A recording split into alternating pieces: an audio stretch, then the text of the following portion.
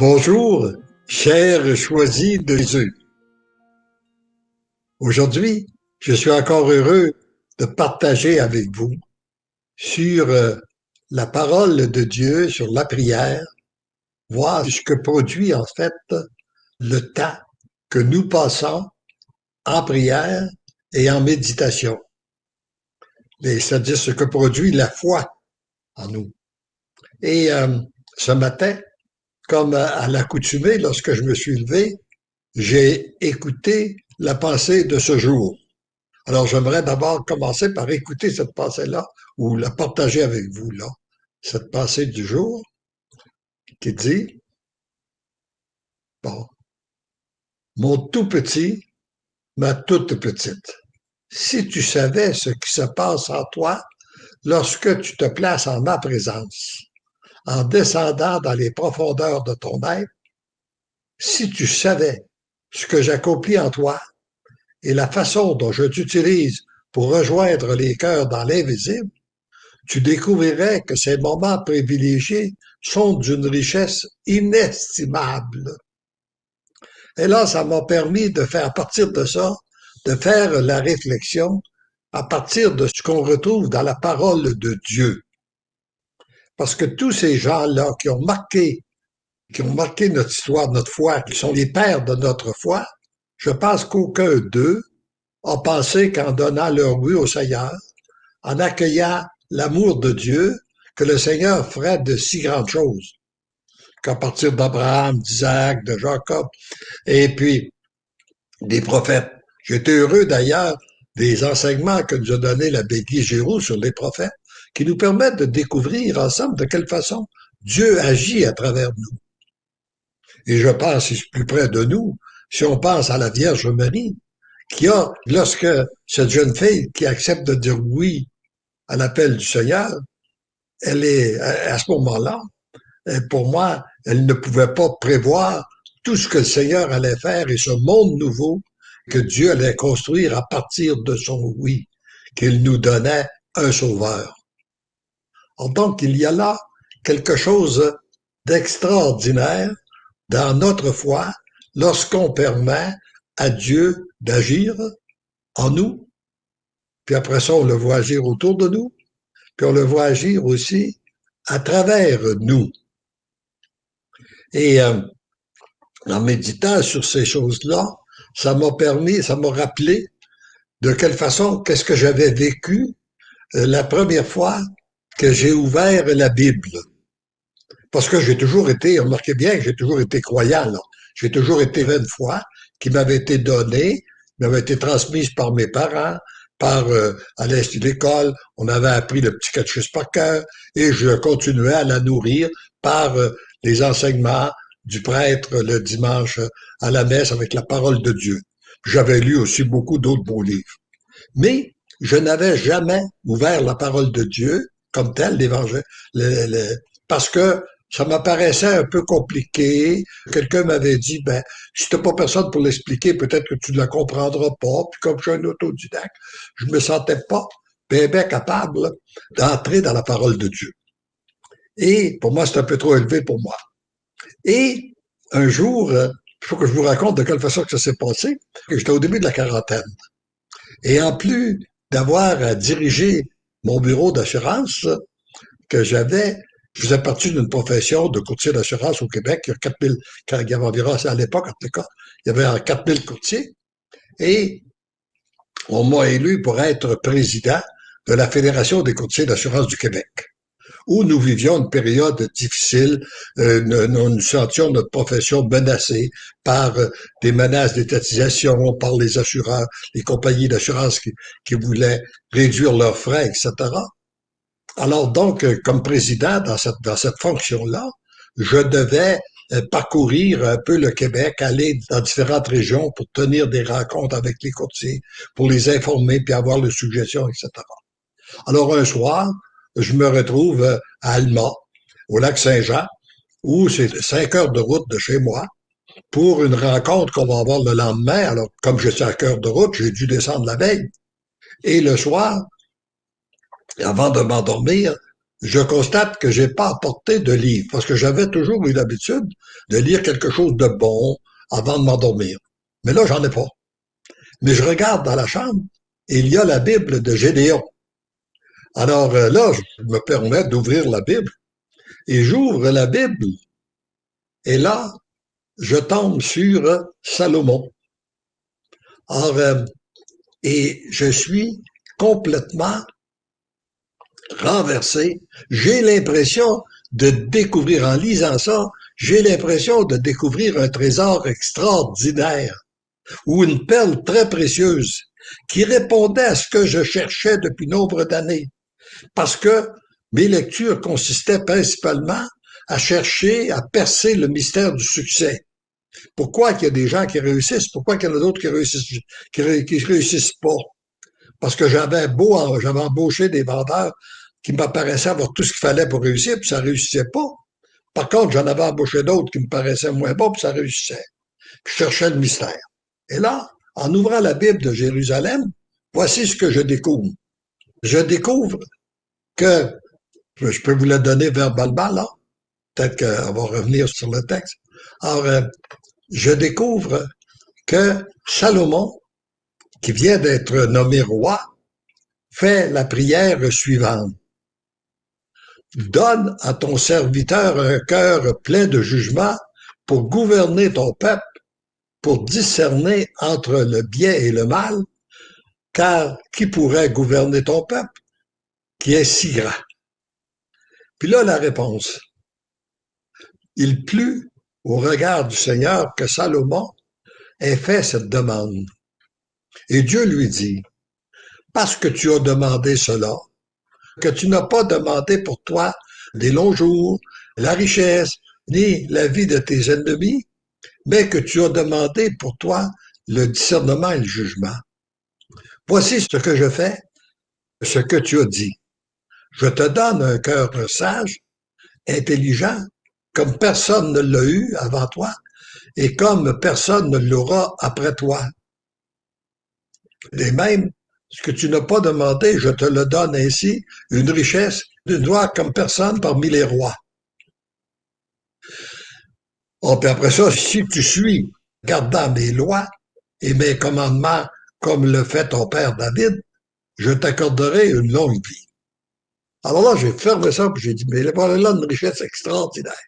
Trop souvent, nous prions pour tâcher qui viennent à notre aide. Guéris-moi, aide-moi, viens me régler tel problème, etc., etc.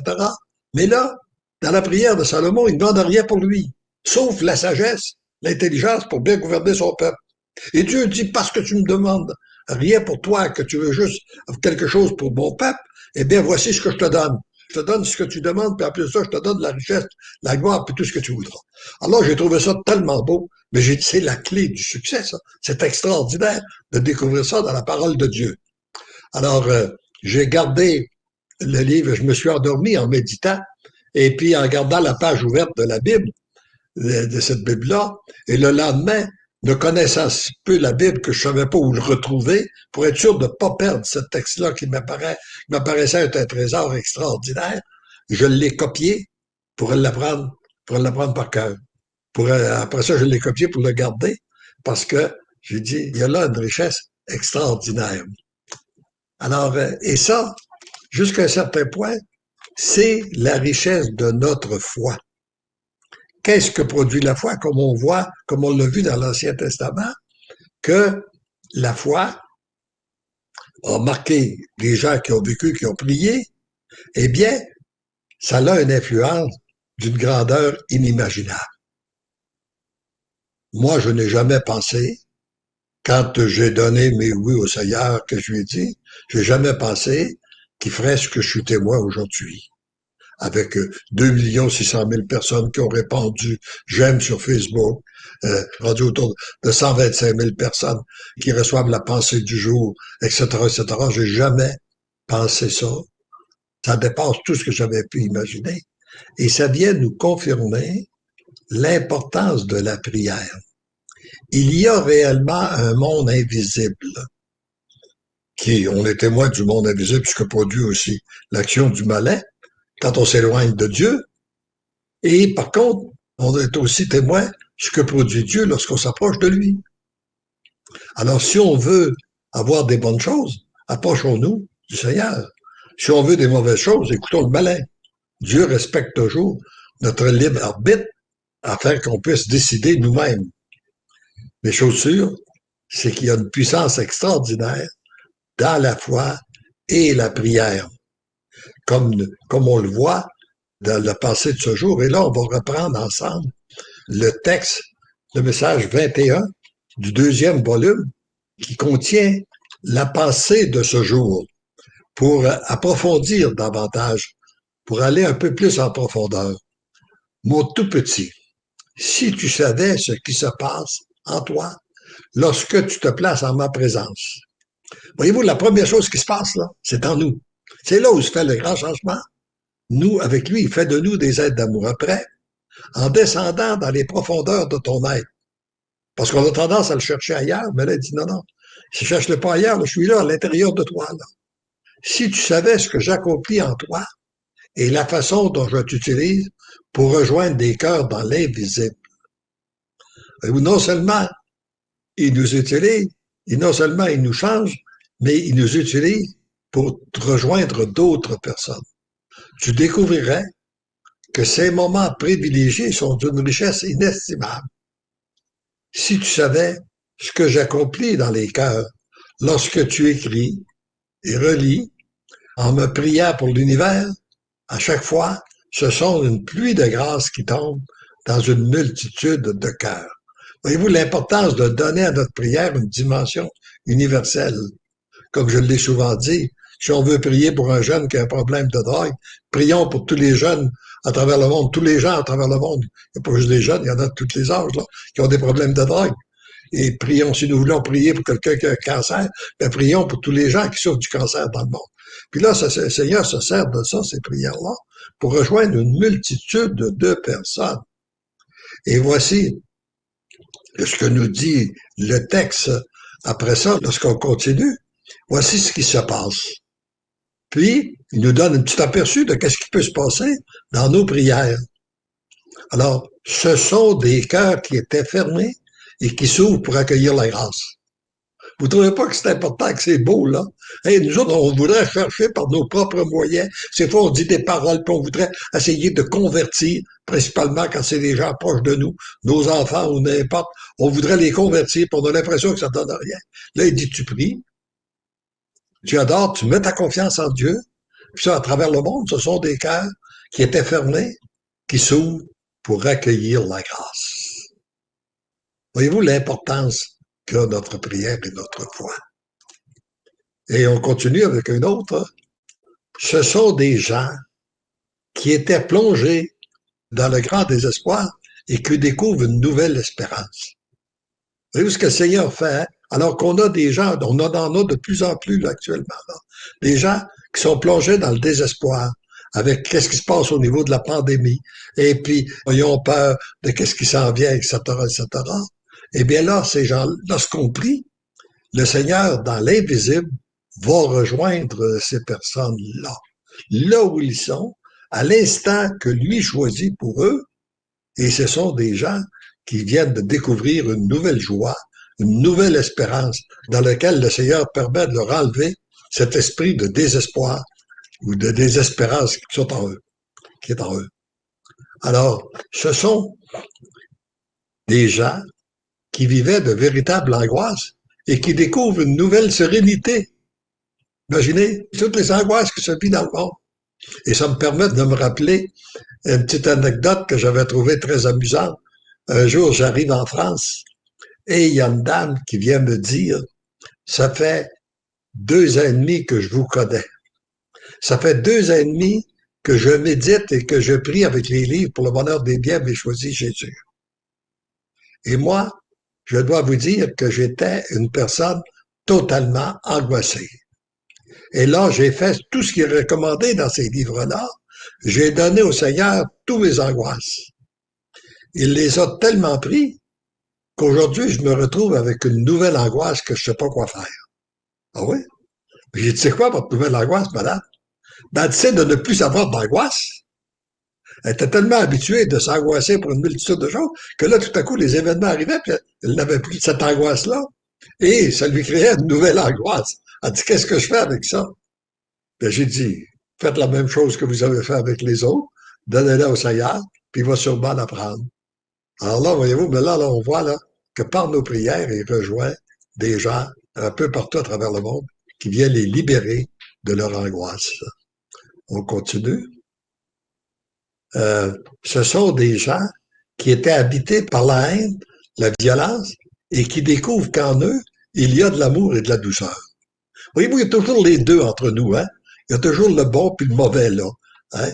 L'histoire du loup. Le bon loup, le mauvais loup, puis entre les deux, il y a les deux. De temps en temps, il y a quelque chose de toujours très bon au fond de nous que le Seigneur nous a donné, puis le malin est venu y infiltrer des mauvaises choses, du bon grain puis du vrai. Mais là, par la prière, on nous dit que le Seigneur prend des gens qui étaient animés par la haine, puis là, il découvre qu'il y a l'amour avec eux. Ils peuvent être habités par l'amour puis la douceur. Puis là, ben, quand ils goûtent à l'amour et à la douceur, ben, ils s'aperçoivent que c'est beaucoup plus agréable. Ça fait une vie beaucoup plus agréable que se nourrir de pensées négatives, de haine, puis de vengeance, ou de violence. Là. Alors, on reprend un autre point. Ce sont des gens qui ne s'acceptaient pas et qui découvrent qu'ils ont du prix aux yeux de Dieu, leur Créateur. Voyez-vous, un autre point bien important, parce qu'un des grands problèmes que souffre beaucoup de l'humanité, c'est de ne pas s'accepter soi-même. Et si vous voulez savoir jusqu'à quel point vous vous acceptez, regardez de quelle façon que vous acceptez les autres autour de vous. Si vous avez de la misère à accueillir les gens comme ils sont autour de vous, c'est qu'il y a bien des chances que vous ne vous accueillez pas vous-même tel que vous êtes. Et la guérison, et là, c'est par la prière que le Seigneur vient permettre de s'accepter, de s'accueillir tel que nous sommes, avec nos faiblesses, nos limites. Et puis, à partir du moment où on s'accueille, ben là, ça nous permet d'être capable d'accueillir aussi l'amour de Dieu qui veut déverser en nous sans que nous l'ayons mérité. C'est une pure grâce qu'il donne à l'humanité. Ce sont des gens qui n'ont jamais connu le véritable amour et qui, pour la première fois, connaissent dans leur cœur qu'ils sont aimés. Ça, là, les enfants, les personnes qui nous disent, par exemple, qui ont été rejetés, qui n'ont pas été accueillis par leurs parents, ou qui ont senti un rejet étant jeunes, et puis qui ont de la misère, et puis qui croient qu'ils ne sont pas aimés de personne, et qui découvrent qu'ils sont enfin aimés, qu'il y a quelqu'un, qu'il y a un Dieu qui les aime tels qu'ils sont, hein, sans vouloir les changer. Mais par contre, en accueillant cet amour-là, le Seigneur a produit des miracles, il fait des changements. Alors, je pourrais continuer encore longtemps à énumérer ce que produit l'amour lorsqu'il est accueilli dans un cœur ouvert au consentement, disponible pour intercéder afin que soit redonné à l'ensemble de l'univers ce que lui-même a vécu. Voilà ce que produit l'amour lorsqu'il est accueilli. Voilà ta vraie mission. Voilà la vraie mission pour chacun des enfants de cette terre. C'est ainsi que la face de la terre sera complètement changée et que vous entrerez dans cette terre nouvelle, dans cette église nouvelle, en accueillant l'amour. Vous devenez l'amour, vous répandez l'amour. Tendrement, je vous aime, tendrement, je t'aime. Ça, c'est d'une beauté extraordinaire quand on s'arrête à méditer. Dieu pourrait changer lui-même toute la face de la terre. Il a la puissance pour le faire, puis il veut le faire actuellement. Mais il veut le faire à travers nous. Il se choisit, et c'est pour ça que nous sommes des choisis, pour vivre cet amour-là envers les autres, pour préparer son grand retour dans la gloire, pour cette nouvelle civilisation qui s'en vient à travers le monde. Et on a tout simplement à lui donner notre oui. Mais notre façon de penser, notre façon dont on s'alimente dans notre foi, notre façon de prier, fait en sorte que nous sommes réellement un plus pour l'humanité ou pas. Notre rôle en venant sur cette terre, puis notre rôle en tant que baptisé, comme je l'ai déjà dit, notre passage dans notre Église ne sera pas inaperçu. Ou bien nous sommes un plus, ou bien nous sommes un moins. Si nous voulons regarder si nous sommes un plus ou un moins, observons d'abord quel genre de témoins nous sommes. Est-ce que nous sommes des gens qui véhiculons l'amour autour de nous, ou si nous sommes des gens qui véhiculons la critique, les divisions, les haines, les querelles, etc., etc. Qu'est-ce que les gens ressentent? Autrement dit, est-ce que les gens, en nous regardant vivre, ont le goût de s'approcher de Dieu? On leur donne le goût de Dieu. Et d'autre part, regardons aussi comment nous parlons. Comment nous en parlons de notre Église? Si nous en parlons en bien, nous contribuons à la faire aimer. Si nous la critiquons, nous refusons le contraire. Et c'est la même chose. Et moi, j'en arrive à la conclusion. Plus j'avance, plus j'arrive à la conclusion que je ne veux plus me nourrir d'aucune pensée négative. Oui, je sais que le malin existe. Oui, je sais qu'il y a un monde en perdition. Oui, je sais tout ça. Je nie pas son existence, il est là. Mais par contre, je trouve qu'on lui fait beaucoup trop de publicité dans tous les médias d'information en publicisant toujours ce qui va mal. Et moi, je veux être celui qui publicise l'agir de Dieu. C'est pour ça d'ailleurs qu'on a publié un petit volume récemment, L'agir de Dieu, pour venir faire contrepoids à ce qui se publicise dans l'agir. Si vous êtes de ceux qui vous nourrissez, vous êtes fatigué d'entendre des points négatifs, que ça va mal dans le monde, puis parler des guerres, et puis des viols, puis des pédophiles, puis etc., etc., là. Vous êtes fatigué d'entendre ça, eh bien, que vous voulez parler de l'agir de Dieu, eh bien, vous pouvez lire ce petit livre-là, là, que Dieu agit, qu'on a publié récemment, là, par les éditions du Parvis. Puis d'ailleurs, vous l'avez, même si vous n'avez pas le livre, vous pouvez aller le lire en allant sur notre site, parce que tout ce qu'on a publié comme livre est publié gratuitement.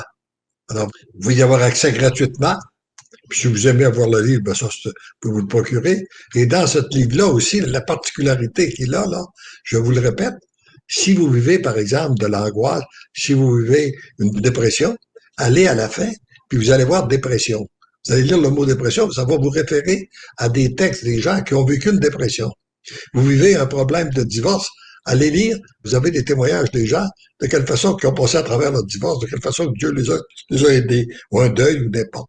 Alors, vous avez plusieurs sujets comme ça, là, qui vous permettent de, sans lire tout le livre, d'aller puiser les points importants dans la situation que vous vivez, de quelle façon que Dieu a agi dans des personnes qui vivaient les mêmes problèmes que vous vivez aujourd'hui, que vous vivez personnellement.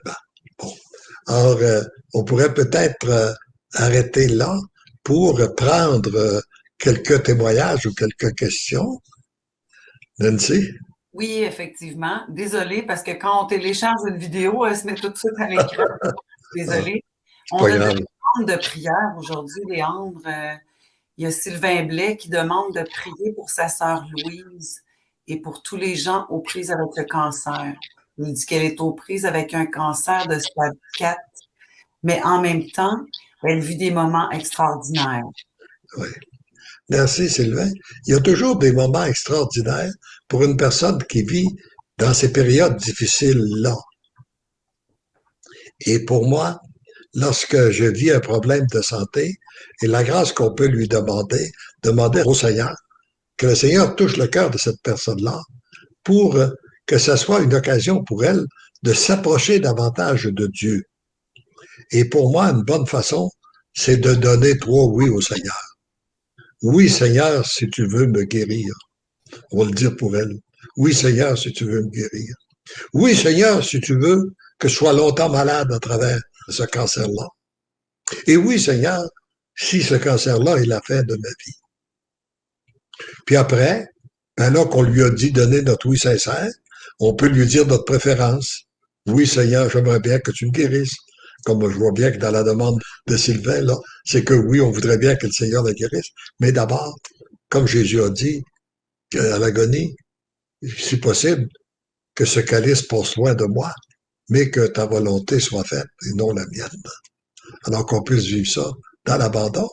Et puis, souvent, après des périodes, parce que on a tellement de témoignages de gens qui ont vécu des épreuves comme celle-ci, très, très grandes, qu'ils ont accueillies, qu'ils ont offertes à Dieu, et puis Dieu en a fait des merveilles. Et on lui a dit, c'est une source de grâce extraordinaire d'avoir vécu cette souffrance-là. Et puis, la prière que j'aime bien aussi dire, c'est de dire au Seigneur, Seigneur, tu as dit, si c'est, prends ta croix et suis-moi. Si c'est la croix que tu me laisses en ce moment, je la prends. Puis j'accueille toutes les souffrances que cela m'occasionne pour être associé à tes souffrances à toi, afin que par un miracle de ton amour, elles soient transformées en grâce et en bénédiction. Et ça me rappelle une visite que j'avais faite à une religieuse qui s'était nourrie des volumes pour le bonheur des biens, mais choisi Jésus, et puis qui était à l'agonie. Et puis elle m'a dit, si vous saviez comme je suis heureuse de souffrir pour donner des âmes à Dieu. Je sais que mes souffrances sont pas inutiles et que le Seigneur va s'en servir pour rejoindre une multitude de cœurs. Alors oui, on l'accompagne dans nos prières. Merci. Il y a Fabiola qui dit « Merci, Léandre, pour ce bel enseignement avec le témoignage de votre foi. Magnifique pour la perle précieuse de la parole de Dieu. Oui. Merci pour la pensée du jour. » Merci. Merci, merci. Oui. On n'a qu'à rendre gloire à Dieu. Et plus on s'approche de lui, plus on est témoin de son agir. N'oubliez pas ça, là. Sylvain Blais remercie, merci infiniment pour votre prière, Léandre. Ouais, merci. Et n'oublie pas de dire à ta sœur que parce que l'amour l'aime, elle devient l'amour à travers ça. On a ici Nathalie qui dit « Je n'écoute plus les infos, mais je lis les volumes pour les choisir. » Ouais. Alors, j'imagine que ça produit plus de paix. Plus de paix à elle. Merci. Ici, on a Christine qui dit « Cher Léandre, nous remercions le Seigneur pour vous avoir connu sur Internet depuis des années, mais encore plus pour vos livres. Merci Seigneur, merci beaucoup pour tous vos instruments qui nous guident et renforcent notre foi. » Ouais. Ah ben, j'accueille tous ces remerciements pour les offrir au Seigneur parce que moi, le seul mérite que j'ai dans tout ça, là, c'est d'avoir donné mon oui au Seigneur. La balance, c'est le Seigneur qui a tout fait. Je suis toujours émerveillé de le voir agir, d'ailleurs. Puis je comprends que je ne suis pas le seul à m'émerveiller de voir l'agir de Dieu actuellement sur cette terre. On pourrait y aller avec un dernier. Anne-Laure qui dit « Ça fait plus d'1 an que j'ai fait comme vous. Puis depuis, tout va mieux. » Ah, c'est beau. C'est beau. Oui, plus on s'approche de Dieu, plus on attire les grâces. Hein? Puis, n'oublions pas la prière de Salomon, là, quand il n'a rien demandé pour lui, sauf la sagesse pour discernement pour bien gouverner son peuple. Alors, demandons tout simplement à Dieu la sagesse, le discernement, pour bien guider notre vie, guider ceux et celles qui sont autour de nous, afin qu'on puisse répandre son amour, et puis laissons-lui le choix de nous guider comme il veut, de nous combler aussi. Acceptons d'être gratifiés par lui, même si nous ne le méritons pas. D'ailleurs, on ne le méritera jamais. C'est une mission impossible. Mais qu'est-ce que Dieu nous donne qu'on le mérite? Alors, on l'accueille parce que lui, dans son plan d'amour, il veut qu'il en soit ainsi. Et on vous dit, puis on va terminer après ça avec un chant. Alors, on se voit, oui, parce que l'amour m'aime, je deviens l'amour. Parce que l'amour t'aime, tu deviens l'amour. Et ensemble, nous pouvons tous dire, parce que l'amour nous aime, nous devenons l'amour. Et nous écoutons un chant des paroles des volumes.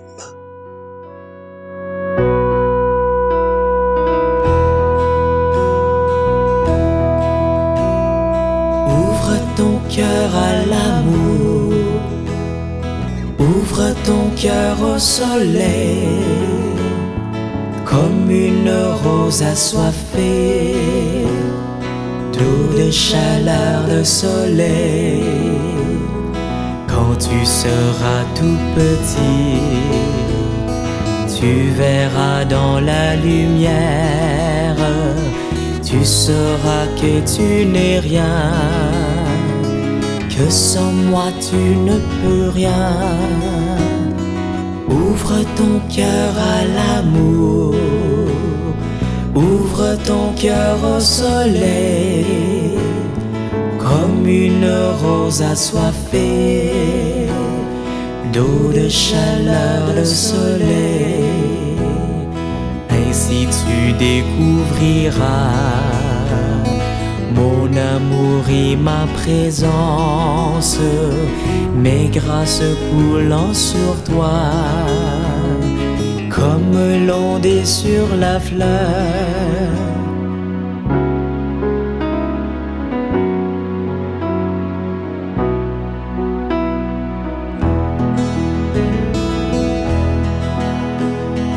Ouvre ton cœur à l'amour, ouvre ton cœur au soleil, comme une rose assoiffée d'eau, de chaleur, de soleil.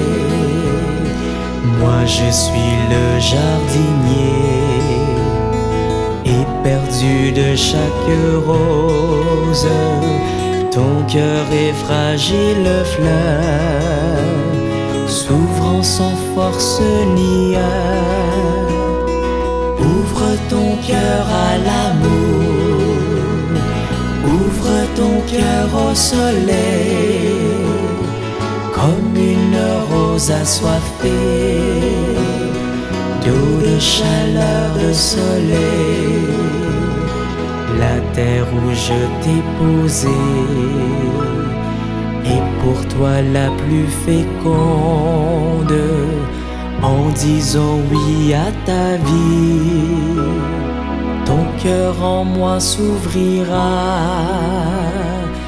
Ouvre ton cœur à l'amour, ouvre ton cœur au soleil, comme une rose assoiffée d'eau, de chaleur, de soleil.